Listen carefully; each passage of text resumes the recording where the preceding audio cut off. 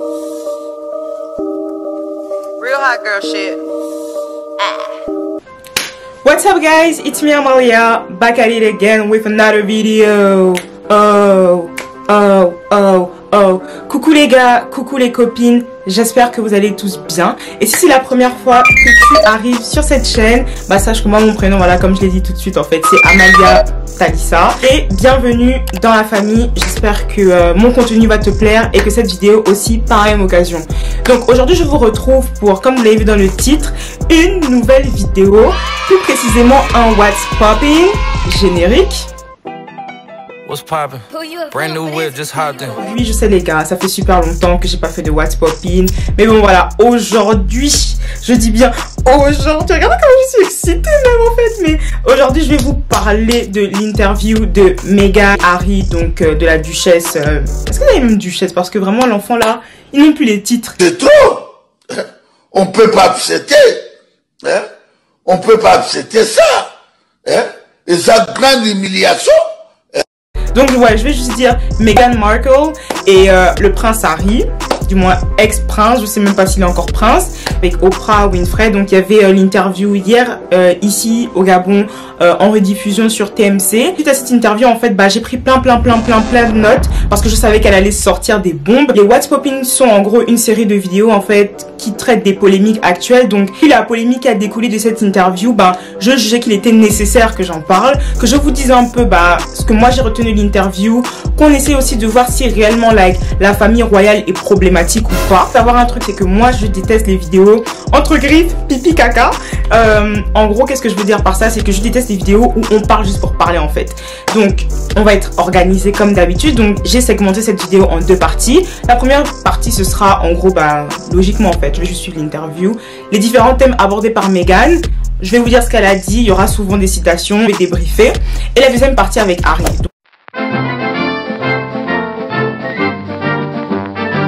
Il y a un savant sur Twitter qui a dit que nos darons, la plupart du temps les darons africaines, je précise, elles ont un amour en fait indescriptible. Je sais même pas comment vous expliquer pour Lady Diana, la regrettée. Mais nous là, la nouvelle génération là, les enfants de ces darons là en fait, faut savoir que nous, notre Lady Diana, c'est Meghan Markle. Pour ce mois des droits des femmes, je trouve que l'interview en fait est trop bien placée. Parce que vous allez le voir, on va parler de féminisme et d'autres thématiques vraiment très importantes. Girl, prends tes popcorn, prends tes chips, prends tes snacks et je vais te raconter. Premièrement, Meghan a parlé un peu de féminisme. Donc elle a expliqué en fait dans l'interview qu'au départ quand elle s'est mise avec Harry etc, que la famille royale l'avait super bien accueillie, que voilà il n'y avait pas de soucis, elle se sentait voilà un peu intégrée. Il faut savoir qu'elle expliquait que il n'y a pas vraiment comme dans les films ou quoi, genre une école où on t'apprend en fait les comportements et les manières, les attitudes en gros à adopter lorsque tu te retrouves en présence de membres de la famille royale etc. Donc elle a expliqué que vraiment like, elle a dû faire ça pour s'intégrer. Il y a même une partie dans l'interview où elle explique même que like, elle est littéralement genre allée sur Google pour chercher l'hymne national, pour chercher en gros comment est-ce qu'on fait bien une révérence, pour vraiment faciliter son intégration dans la famille. Chose qu'il faut savoir, c'est que dans la famille royale en fait, il faut comprendre que bah, c'est une institution avant tout. Donc bien que oui, il y a le côté familial etc, la reine, ça reste sa majesté la reine en fait. Même si Harry c'est le petit-fils de la reine, il appelle pas la reine mamie. Il appelle la reine, sa majesté la reine. Donc ça c'est vraiment important de le notifier pour vraiment vous montrer à quel point dans cette famille là en fait, la famille vient au second plan en fait. C'est d'abord la royauté et les titres qui priment sur les relations. Elle explique quand même que la première fois où elle a rencontré la reine, bah c'était même pas en fait prévu. En gros Harry et elle rentraient ou un truc comme ça et la reine rentrait d'une messe ou quelque chose comme ça. Et ben logiquement tu vois genre c'est comme chez nous un peu les Africains whatever like en termes de respect et tout genre t'as par exemple un adulte ou une personne âgée qui arrive, tu vas pas rester dans ta voiture là comme ça pépère, non, tu vas sortir pour aller dire bonjour. Du coup en fait elle expliquait avec Harry et tout, genre ils étaient vraiment like sur le fait accompli parce que ils se devaient d'aller dire bonjour. Du coup même elle explique que ouais dans la voiture, Harry essaie genre de lui montrer genre comment est-ce qu'on fait la révérence. En fait plus tu te baisses mieux c'est. Tous les éléments que je vous donne actuellement c'est juste vraiment pour vous situer dans le contexte, pour que vous compreniez bien que malgré le fait qu'on soit dans la sphère privée, la reine, ça reste la reine. Il faut savoir que Meghan Markle, c'est une actrice, voilà. Elle a toujours été dans les combats, voilà. Elle a toujours fait, je pense, de l'humanitaire, dans l'humanitaire, les combats aussi féministes. C'est vraiment quelque chose qui a toujours été un peu présent dans sa carrière. Expliquer comment, à travers tous ces combats de féminisme, etc., elle, la féministe Meghan Markle, s'est retrouvée en gros, au lieu de sa liberté de parole, quelque chose qu'elle a toujours défendu. En fait, elle se retrouve maintenant dans cette situation-là. Parce qu'il faut savoir que la famille royale a demandé à tout son entourage, ses amis, sa famille, tout le monde, de ne plus parler. Condition en fait que la famille royale, voilà, que le royaume, que l'institution allait toujours les protéger, allait toujours protéger leur image, tout ce qu'elle est utilisée dans les médias. Revenons sur cette notion de protection. Elle explique en gros que eux, ils étaient prêts à mentir pour protéger d'autres membres de la famille royale, mais elle s'est rendue compte avec le temps en fait que le royaume n'était pas, que l'institution royale n'était pas prête à dire la vérité pour la défendre elle. Elle expliquait que suite à sa première tournée, c'est là où elle a commencé à se faire lyncher dans les médias. Et ce point-là, je vais l'aborder plus tard dans la vidéo, mais c'est important de le rappeler. Donc, il faut savoir que son nom a vraiment été traîné en boue. On l'a traité de tous les noms. Et ce, même si elle ne sortait pas et même si elle ne faisait rien. D'ailleurs, elle a même expliqué à un moment que pendant 4 mois, elle n'était pas sortie de la maison et que ça n'avait pas empêché que son nom et qu'on parle d'elle tous les jours. Alors qu'en 4 mois, elle était sortie que 2 fois. Donc, c'est juste pour vous donner une petite idée, en fait, du lynchage abusif, public qu'elle vivait au quotidien. À partir de la thématique du féminisme, etc., on voit en fait que Meghan Markle se retrouvait en fait prisonnière en quelque sorte en raison de sa relation avec Harry et de sa nouvelle place dans la famille. Vous allez voir aussi de la vidéo que même cette place-là, vraiment, elle n'était pas vraiment acceptée en tant que telle en fait. Il y avait beaucoup de pipeaux et je pense que sa couleur de peau, et l'ont souligné plusieurs fois dans l'interview, en était pour quelque chose. Alors, maintenant nous allons parler de son fils Archie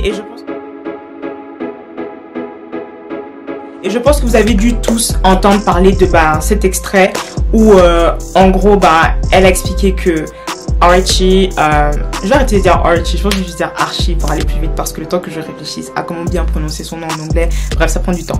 Donc je disais donc du coup elle a expliqué comment est-ce que en fait la couleur de peau de son fils avait été un sujet de conversation. Il disait qu'il ne voulait pas qu'il soit un prince ou une princesse, peu importe le genre, ce qui serait différent du protocole, et qu'il n'allait pas recevoir de sécurité.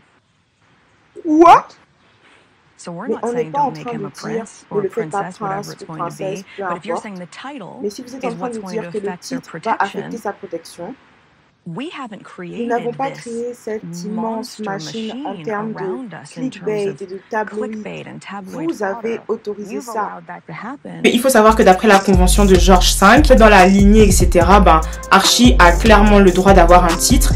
Et la famille royale, en raison de sa couleur de peau, en tout cas, il y a eu plusieurs conversations qui ont été menées, etc. Elle n'a pas voulu donner de nom parce que je pense que vous en doutez bien que maintenant qu'ils ont perdu leur titre, leur fortune, etc., ils peuvent plus se permettre de dire aussi des dingueries dans les médias en fait, parce que les procès qui vont suivre, etc., que ça peut aussi leur faire beaucoup de mal. Si Archie n'a pas de titre, ils n'ont pas de sécurité parce qu'il n'est pas reconnu comme un membre en tant que tel de la famille royale. Et c'est ça en fait qui inquiétait vraiment Meghan et Harry, c'est le fait que leur enfant, le fils du prince Harry, on parle quand même de la famille royale, on parle quand même de la reine, le terre, du Commonwealth, blablabla, du Royaume-Uni, bref.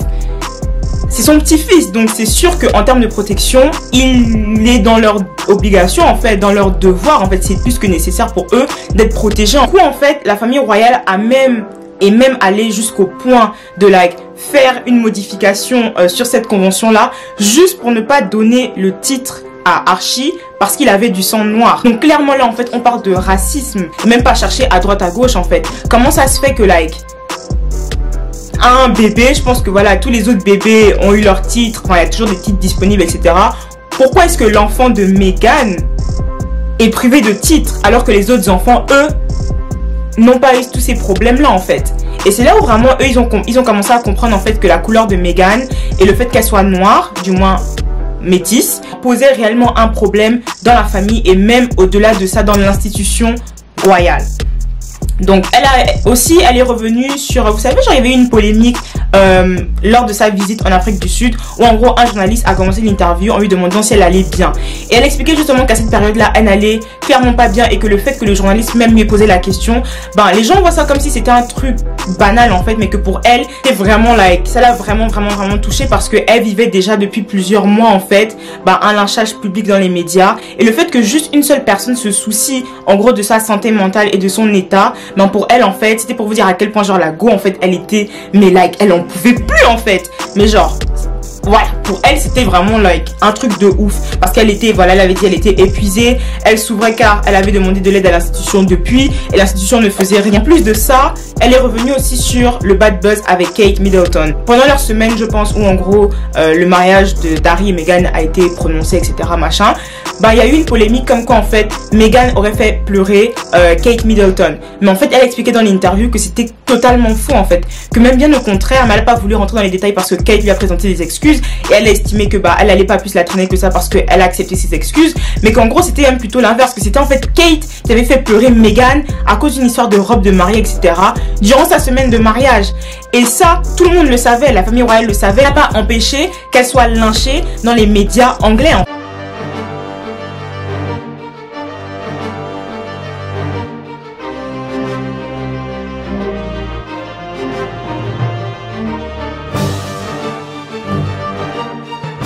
Et la famille royale n'a rien fait à ce sujet, alors qu'ils étaient censés la protéger. Le racisme de la famille royale est plus que like, en fait, évident. Elle est encore revenue où elle expliquait que voilà, que lorsque Harry et elle, ils ont demandé pourquoi est-ce que le petit n'avait pas droit à son titre et à une protection et tout, ils n'ont pas eu de réponse, ils n'ont pas eu de raison. Ils ont refusé de leur donner une raison. Parce qu'il n'en avait clairement pas. Parce qu'il ne voulait tout simplement pas avouer haut et fort que sa couleur de peau était un facteur. Il faut aussi savoir que Archie n'est pas comme tous les autres enfants. Et il allait être le premier membre de couleur de la famille royale. Ce qui, je pense que, pas besoin d'avoir fait l'ENA, pas besoin d'avoir un cerveau. Je pense que, rien que parce que c'était le premier membre de couleur, il aurait nécessité d'avoir une même, je dirais, même plus grande protection que les autres membres de la famille. Meghan est aussi revenue sur, je pense que ça c'est vraiment like l'une des parties les plus importantes de cette vidéo, mais l'inclusivité. Elle a expliqué que dans le Commonwealth, pour ceux qui ne savent pas c'est quoi le Commonwealth, les gars, la définition d'internet est la meilleure. Le Commonwealth of Nations est le nom depuis 1947 de l'association d'anciennes colonies ou protectorats de l'Empire britannique. En gros, l'originalité du Commonwealth est dans son organisation. Les pays membres sont unis par leurs intérêts communs, mais ils sont tous autonomes. Donc voilà, donc Meghan expliquait dans l'interview que une grande partie de la monarchie et 70% de la population sont en fait des gens de couleur. Elle insiste sur l'importance du coup de la représentation dans la famille royale. Elle dit qu'elle n'arrive pas à comprendre en gros comment est-ce que son fils, premier membre royal de couleur, ou encore elle, première femme de couleur à rentrer dans la famille royale, puisse pas être vue comme un atout même pour la famille, pour l'institution royale, tenu du fait que 70%, donc plus de la moitié de sa population, sont composée de personnes de couleur. C'est là où justement elle insiste sur le problème d'inclusivité, parce qu'en plus de ça, en étant une femme de couleur, elle sait à quel point la représentation est importante dans la construction, dans le développement d'un enfant. En fait, pour plusieurs petites filles noires de la couronne du Commonwealth, de voir qu'une femme de couleur puisse être à ce niveau-là et puisse faire partie de cette famille-là, ça aurait favorisé ce sentiment d'appartenance à l'Empire britannique, etc. Donc, c'est pour vous dire qu'à quel point le racisme, en fait, a dépasser la limite du simple racisme, et elle explique que ce racisme est aussi politique. Sur les thématiques qu'elle seule a abordées dans l'interview, elle expliquait que suite aux plusieurs attaques raciales qu'elle recevait en ligne ou même dans les médias anglais, les remarques notamment racistes, sexistes, tout ce que vous voulez en fait, xénophobes, parce que ça restait quand même une américaine, en plus de ça une femme divorcée, en fait que tous ces éléments là, tout ce lynchage médiatique, toute cette pression médiatique a eu un effet considérable sur sa santé mentale durant sa grossesse. Et je pense que Meghan a très bien fait de parler de la santé mentale, parce qu'aujourd'hui je trouve que c'est un sujet encore bien trop tabou, notamment dans les familles africaines, dans les familles issues de minorités, etc. Je trouve qu'on ne parle pas assez de ça, et j'ai trouvé super courageux de sa part de parler et de dénoncer le fait que c'est important de demander de l'aide. Vous n'êtes pas faible quand vous avouez que vous avez besoin d'aide, etc. D'abord, c'est même pas un aveu, c'est un signe de bravoure, parce que vous reconnaissez que vous n'allez pas mal, et justement ça c'est la première étape de la guérison. Dans les médias, on a beaucoup expliqué expliqué qu'elle avait des problèmes psychiques, etc. On a voulu un peu la faire passer pour une tarée, jouer sur tous les stéréotypes et les stigmas qui sont rattachés à la santé mentale. Donc elle a expliqué que par exemple la nuit, elle se levait la nuit, elle ne comprenait pas ce qui se passait, que tout son entourage était inquiet et suite à l'acharnement qu'elle subissait, et ce juste parce qu'elle existait. Elle avait honte de l'avouer à Harry parce qu'elle sait combien est-ce qu'il a souffert, etc. de tout ça. Elle a même d'ailleurs pensé au suicide. Elle a demandé de l'aide et en gros on lui a interdit de consulter et ne lui ont jamais donné l'aide qu'elle a demandé. L'institution royale n'a jamais daigné envoyer quelqu'un. Elle n'a jamais eu le droit de consulter. Elle n'a eu aucune aide de la couronne royale, aucun médecin, aucun thérapeute, rien. Il s'en foutait clairement de sa santé mentale. Ensuite à ça, Oprah lui a demandé, avez-vous pensé à aller à l'hôpital? Et Meghan a expliqué qu'elle ne peut pas aller à l'hôpital juste comme ça en fait, que c'est pas comme ça que ça se passe lorsque vous êtes un membre de la famille royale. Quand elle a intégré la famille, son passeport, ses clés, son permis de conduire, tout ce qu'elle avait, n'y avait plus accès. Si on devait analyser ses retraits de ses papiers, etc., je pense que clairement, en fait, ça montre que lorsque tu intègres la famille royale, en fait, tu es privé de tes droits, tu es privé de ta liberté, de ton autonomie, tu es privé de ta liberté de circuler, d'exister en fait. Elle expliqué qu'elle avait peur. L'apparition qu'elle avait faite avec Harry où elle était enceinte, elle est clairement pas bien, mais que Harry avait une apparition qu'il devait faire à tout prix. Les caméras, ils devaient, voilà, c'est leur travail, sourire, honorer les obligations royales, etc. Et qu'en fait, elle expliquait que les apparences ne sont que des apparences et qu'il ne faut pas croire les apparences. Qu'au fond d'eux, ils étaient très stressés, ils n'étaient vraiment pas bien. Et que cette soirée-là, elle expliquait que si elle n'était pas sortie et si elle n'avait pas fait cette apparition-là et qu'elle n'avait pas accompagné Harry et que Harry l'avait laissée toute seule, elle se serait probablement suicidée. Donc c'est vraiment pour vous montrer à quel point en fait, souvent on ne se rend pas compte de, comment dire, de l'impact du harcèlement dans la vie d'un être humain en fait. Souvent on est là à banaliser le fait que oui, voilà, il y avait souvent qui disaient que ouais, qu'elle en faisait trop, qu'elle pleurnichait trop, que c'est rien, que nanani nanana, que ce sont juste que des journaux, etc. Mais non en fait les gars, faut savoir que les mots que vous portez, les mots tuent en fait, que les mots tuent autant que les actes.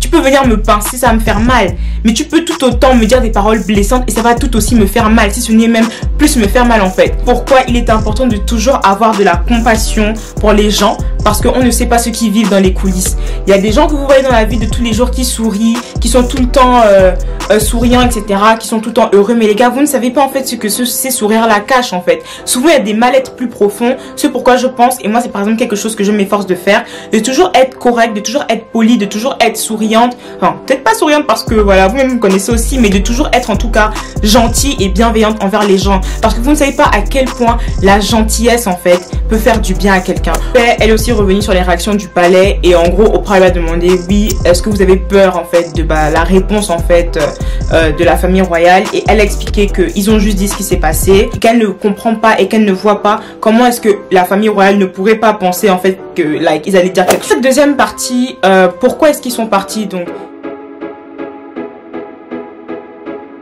le couple explique que dans un premier temps ils ont déménagé au Canada, mais qu'à cause du Covid ils ont décidé d'aller s'installer, de déménager à Los Angeles. Mais faute de cours et du fait que la couronne leur ait coupé les vivres, parce que maintenant faut savoir que ils vivent grâce à la fortune de Lady Diana, en gros de son héritage en fait. C'est grâce à ça qu'ils arrivent à vivre. Ils avaient plus en fait les mêmes moyens pour pouvoir assurer leur sécurité, parce qu'en plus de ça elle leur avait été retirée. Donc ils ont trouvé refuge chez Tyler Perry. Tyler Perry est un acteur, directeur, screenwriter, j'ai oublié le terme en français, producteur, il a même des studios, bref, afro-américain, et c'est vraiment quelqu'un de big aux États-Unis, parce qu'il faut savoir que voilà, il a ses studios. Je pense aussi qu'il y a pas longtemps, il a eu un prix. En gros, il est maintenant le premier homme de couleur, le premier homme afro-américain à avoir des studios aux États-Unis de cette grandeur. Enfin bref, c'est lui qui a offert refuge en fait, et une protection, une sécurité à Meghan et Harry, en gros, quand ils étaient broke, quand ils n'avaient pas assez de moyens pour se payer en fait une sécurité. La question que vous devez vous poser, c'est pourquoi est-ce que la famille royale a retiré leur sécurité? Et ça, ils l'ont expliqué que c'est en gros en raison du changement de statut. Toutefois, est-ce que le risque a-t-il changé maintenant que genre ils ne sont plus princes, etc., et qu'ils ne fassent plus vraiment partie de la famille royale? En fait, Harry explique que le risque n'avait pas changé à cette époque-là, parce qu'ils n'étaient plus des membres actifs, qui sont partis parce qu'ils n'obtenaient pas de l'aide. Ils voulaient un rôle non actif dans la famille en fait. Ils voulaient même pas là-bas genre quitter la famille ou quoi. C'est que dans la famille royale en fait, il faut savoir que vous avez le droit d'être des membres actifs et des membres non actifs. bah, quand vous êtes des membres actifs, vous faites les tournées, etc. Enfin voilà, vous devez suivre le protocole, etc. Mais que dans la famille royale, il existe en fait des couples, des personnes qui sont des membres non actifs et qui, voilà, dans leur et qui honorent toutefois leur devoir de servir la reine, etc. Et eux, en fait, Meghan et Harry, ils avaient juste demandé à être des membres non actifs. La famille royale a refusé et Harry, en plus de ça, avait peur que l'histoire se répète, donc l'histoire de sa mère. Aussi, il a expliqué que le moment de basculement pour lui, ça a été qu'en fait cette union là, en fait il ne s'y attendait pas. Il ne savait pas qu'en épousant Meghan, il allait exposer Meghan en fait à autant de cruauté, qu'elle allait subir tout ça, etc. juste parce que en gros elle est une femme noire. Que ça c'est vraiment quelque chose qu'il avait, en fait, il n'avait pas pris conscience de ça, qu'il ne savait pas et qu'il a été choqué de voir à quel point, en fait, la famille royale, sa famille, n'a pas été apte à protéger sa femme. Il faut savoir que la famille royale, en fait, a des rapports, a des liens, a des relations avec les médias anglais, qu'ils ont beaucoup de connexions, etc. et qu'il avait demandé à de nombreuses reprises à ce que les médias fassent preuve d'indulgence vis-à-vis de Meghan, etc. et que les médias n'ont jamais écouté et que la famille royale n'a jamais, en fait, vraiment supporter en fait sa requête et sa demande face aux médias. Depuis qu'ils sont partis, il a parlé 3 fois avec sa grand-mère et 2 fois avec son père et que à l'heure d'aujourd'hui son père ne répond plus à ses appels. C'est là qu'il s'est rendu compte en fait que c'était nécessaire et essentiel pour eux de partir. Donc dans cette vidéo, comme vous l'avez vu, ils ont abordé, je trouve, des thèmes très importants. Donc merci d'avoir regardé cette vidéo jusqu'à la fin. J'espère que vous avez apprécié ce 3e épisode de ce What's Poppin'. En tout cas, moi, comme je l'ai expliqué, j'ai rempli plaisir à tourner cette vidéo là. Si vous avez d'autres questions, laissez-moi savoir en commentaire. Et n'oubliez pas surtout de mettre un pouce bleu si vous avez aimé, de me dire en commentaire ce que vous en avez pensé. On se dit à très bientôt. Bisous!